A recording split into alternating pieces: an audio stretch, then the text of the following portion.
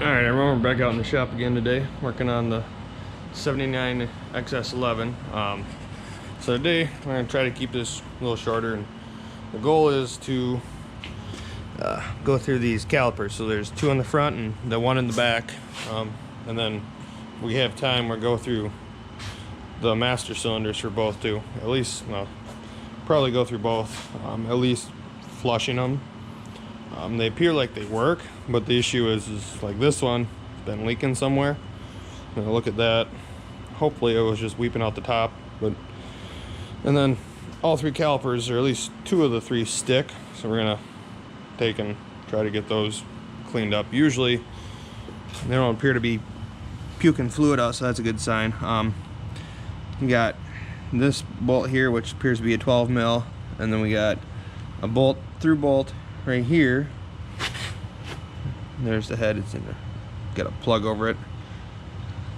A little plug over the head of the bolt. Nut, bolt through, and then these slide off. And then you got your brake pads, and we'll look at the brake pads. We'll get it off. Gonna have to see if I can get this plug. This is a cam chain adjuster, and it appears to be weeping from the end. I wiped it off to see if I can pinpoint it for sure, but I got a little drip there.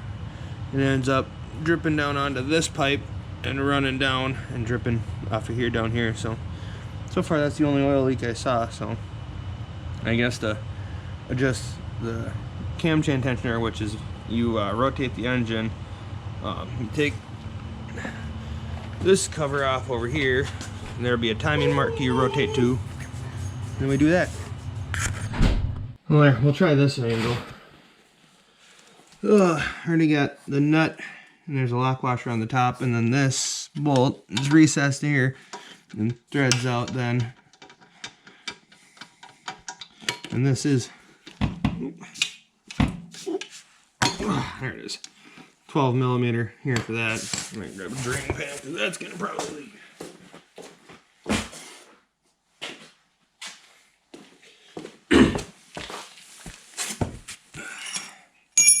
Yep, already dripping.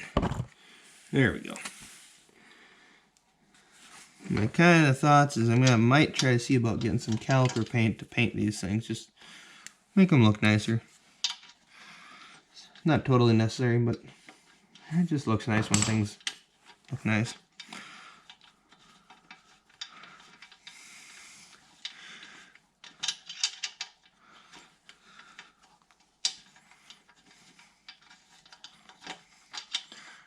And we're almost free.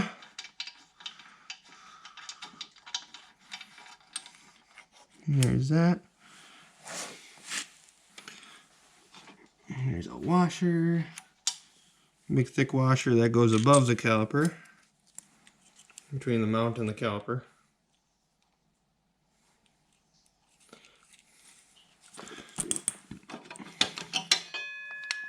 And there we go. And we just lost an O-ring for something. Oh, that goes up on top here. Why? Must be a little rubber isolator for some reason.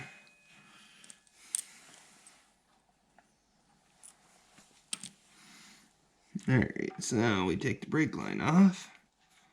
Try not to lose any of the copper crush washers. Oh, there goes that one. And it's a thin drain. I'm gonna grab a rag.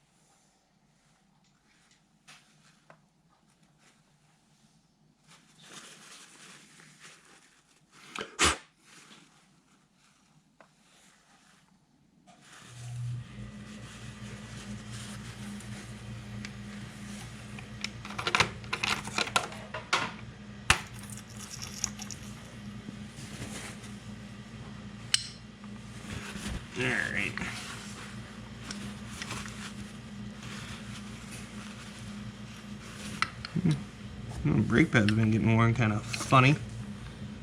Maybe that's the way they're supposed to be, I don't know.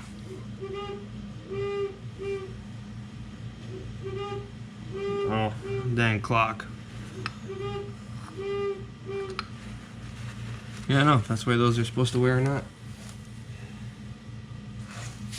Who knows? I guess I'll find out when the other side, get the other side out. So then, we got this here spring clip. Let's take and put our eye bolt that has dropped the motor oil.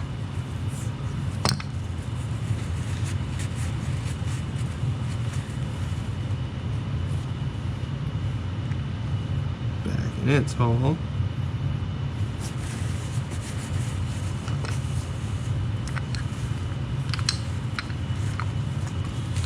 Alright, I don't know if you can see this, but there's a spring clip here. Just squeeze that, and this pin comes out, supposedly. No. There it is. And then the brake pads come out. Once you get it far enough up. There it is.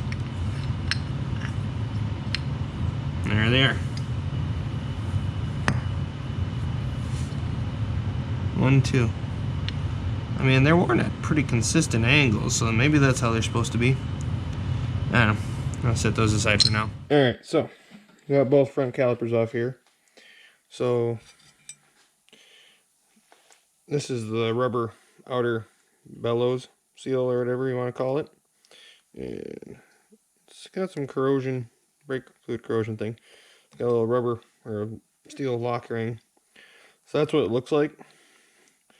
And I pulled this one off already, and somebody been in here with like a channel X rotating on this thing, but all that corrosion is not what we want to see. So we're gonna have to get these pistons out and try to take and clean these things up. So I had, there it is, got a brass bristle brush here and see if I can get this to kind of clean up first before we go punching this thing out, because what we're gonna have to do, there's a couple ways to do it. I've done it both ways. One way, which is the way I'm going to try, is you take, and with the bleeder end, or with the bleeder end tight, you take out your banjo bolt, and you use compressed air to take and try to get the piston and punch out. You just got to be careful doing that, because you can create a projectile. Well, you more than likely will create a projectile if you're not careful. So, use caution. Like that. So,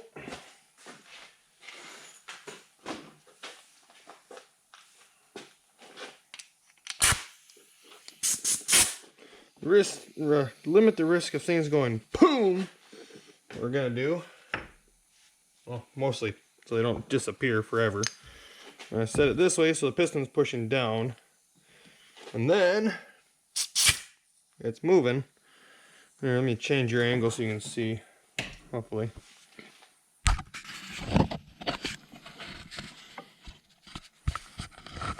Let's see. Here, let's see what I can see here. Yeah, I can't see there.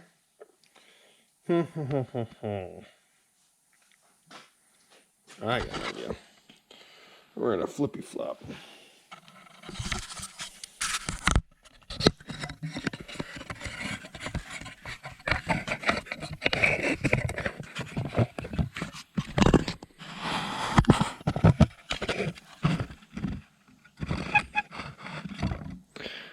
Well, there.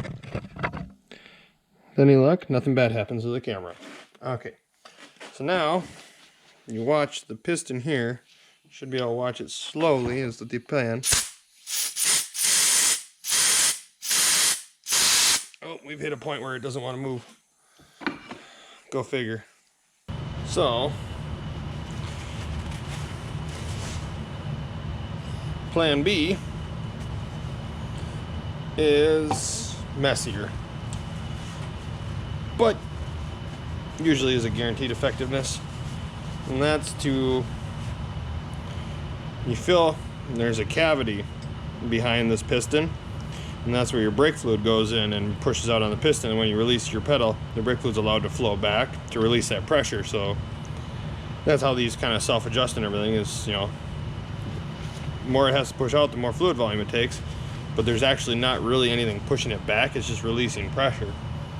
So then, you know, the fluid stays in there.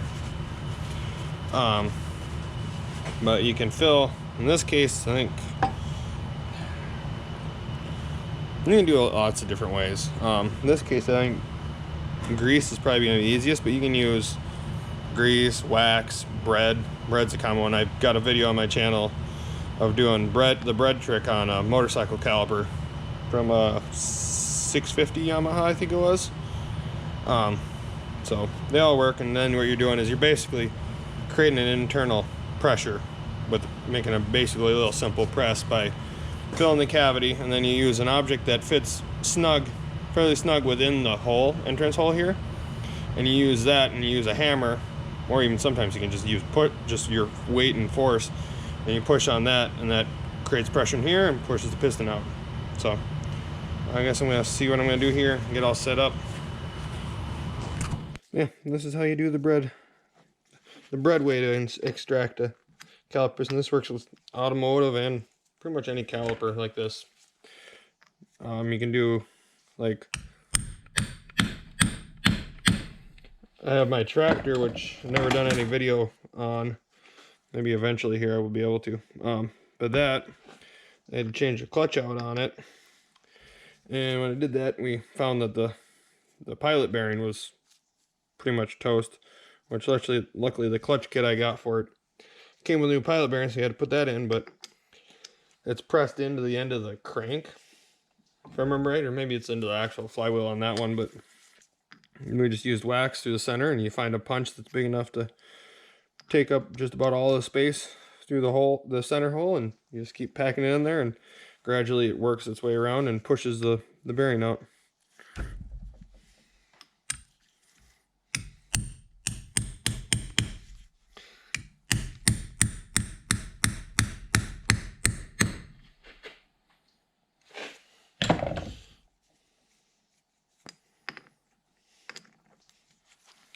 Yeah, this is definitely not the fast way, but it works. I ain't gonna make you watch all this though, so I guess I'll check back in when I got at least one of these out. So, still working on these calipers here, and I learned a new trick. And I can't believe I didn't think about it before, but I had this bottle jack I had modified to try to make an injector tester for TDI injectors, which it didn't really pump diesel fuel very well and build good pressure, but as you can see, it's working really good for popping these pistons out. It just turns out these are I'm still fighting with the one I started with, the bread, but these are a M10 by 1.25 thread, straight thread. So you take I believe it's a 3/8 OD piece of copper pipe with the pipe tapped on it on the end, cut the end off, and you use a M10 by 1.25 die, and you thread it, and guess what? Threads into the calipers, and then we end up with caliper pistons coming out. So yeah, I need both hands to do this because I got to stabilize this thing. I got it precariously sitting here and stabilized, so I'm gonna get this popped out, and I may even just try to put the other one on here and see if I can make that one come out the rest of the way. So yeah. Sorry for the potential background noise. The furnace has decided to kick on right before I realized to turn the camera on. But so got the pistons out with my modified bottle jack that I should have used in the first place, but I didn't think about. Actually worked pretty well. But yeah, they weren't as bad as they could have been. I mean, pistons are all nice and clean, which is good. Clean up a little bit around this upper lip, even though it doesn't matter. Somebody been in here before because they got those little nicks, but so these seals and everything have probably been replaced. But to really clean this well, you take and pull this gasket out, and you spray this out with brake clean, and then you'll get a little corrosion behind this gasket, and this is the, I guess, pressure seal you'd call it, or the wiper seal. So that's what keeps the fluid in the brake caliper and not out here. This other seal, which goes on the outer lip here, is your dust seal, and that just keeps this outer part of the piston besides this outer lip clean. So yeah, already got this one all kind of cleaned up. I use a little Scotch-Brite. You just gotta be careful not to go crazy. Scotch-Brite can get as much of the corrosion cleaned up so it's all nice and smooth, and use a pick or whatever you need to do to try to get as much of the corrosion out of the groove so the seal sits all the way in, and usually you're good to go. And then just lube it all up with brake fluid and reassemble. So yeah, that's where we're at with that. And we'll get these two reassembled and then get working on get these maybe slapped back on the bike and pull the rear one. Sorry for the potential background noise. The furnace has decided to kick on right before I turn the camera on. But so got the pistons out with my modified bottle jack that I should have used in the first place, but I didn't think about. Actually worked pretty well, but yeah, they weren't as bad as they could have been. I mean, pistons are all nice and clean, which is good. Clean up a little bit around this upper lip, even though it doesn't matter. Somebody been in here before because they got those little nicks, but so these seals and everything have probably been replaced. But to really clean this well, you take and pull this gasket out and you spray this out with brake clean, and then you'll get a little corrosion behind this gasket, and this is the, I guess, pressure seal you'd call it, or the wiper seal.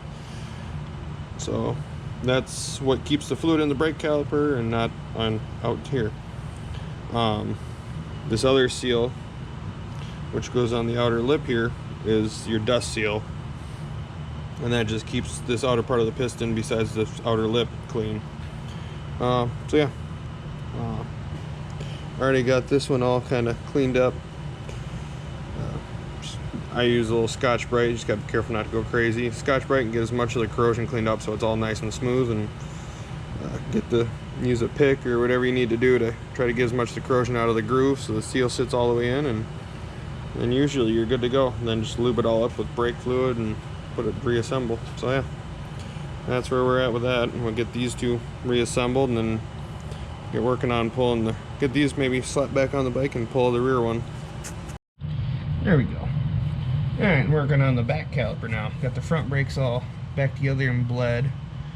Did that off camera because it's a pain in the butt sometimes. So yeah. But now we're working on these. So and I believe, yep, these are 12 mil again.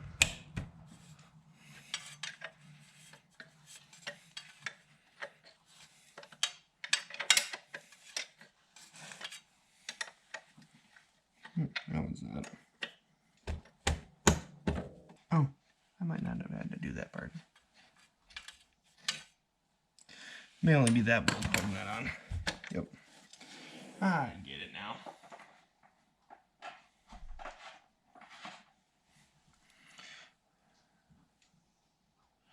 This one here is just for the brake line and the brake pad bracket thingy.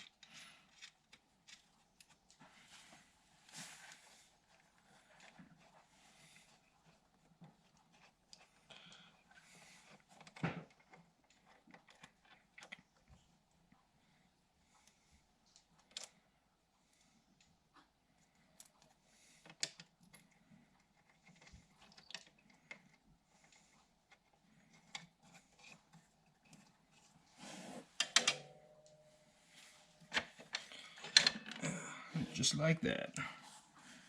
And this one looks pretty good clean wise, so hopefully. I like these brake pads. They're just like car brake pads, just smaller, and they're brand new. Cool beans. Brand new brakes. Alright, well, let's go disassemble this one same way I did the other ones, and I can try to show you this time. Alright. This is my modified bottle jack for use for testing injectors, which didn't actually work very well for testing injectors. Turns out these cheap bottle jacks don't pump diesel fuel very well. Who would have thunk?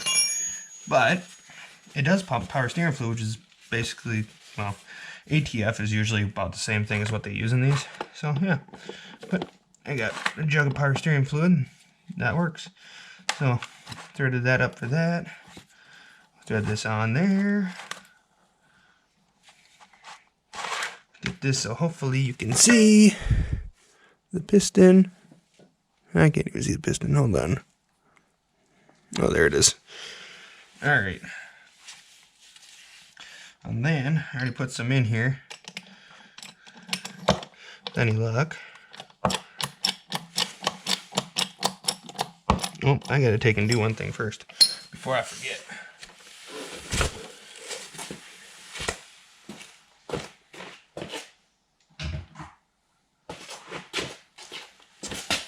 Because that would suck, which is I gotta remove this little boot ring. There's the ring, there's the boot, and there's the crap underneath that we gotta clean out. Alright, now back to what we were doing. So, just pops the piston right out, nice and easy. Yeah, this one's pretty dirty.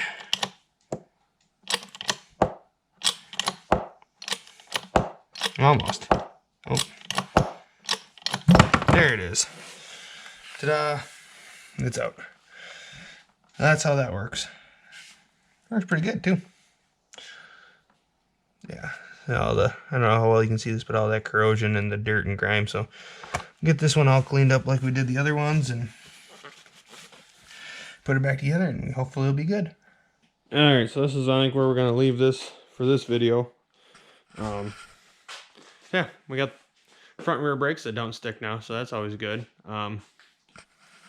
Yeah, I spent a little time here. Not a lot of time, just a little bit. Just trying to clean up some of the chrome stuff. So this one I hit with steel wool, and that one, it's hard to tell on camera, but I didn't. So, yeah.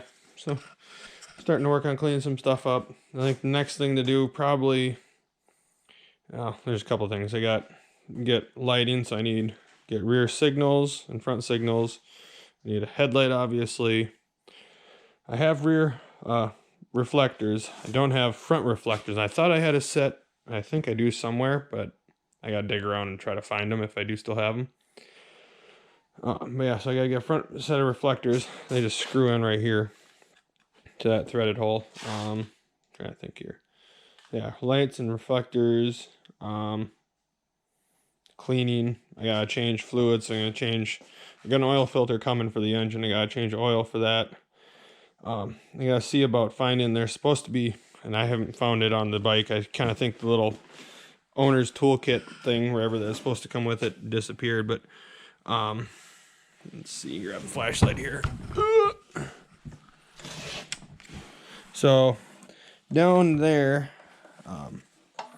see if I can. So right here, this is your mid-gear oil, and then there's final drive oil. So I need to at least check those, make sure they look clean. Probably change them, but we'll see. But there's supposed to be a little dipstick tool that's supposed to be in the little toolkit that dips in there and will tell you where the level is supposed to be at. So I gotta see if I can get find or get a hold of one of those. But yeah. So I guess thanks for watching. See you in the next video. Please like, subscribe, and leave a comment, and just I guess keep looking out for more videos, and just go find yourself a project to work on.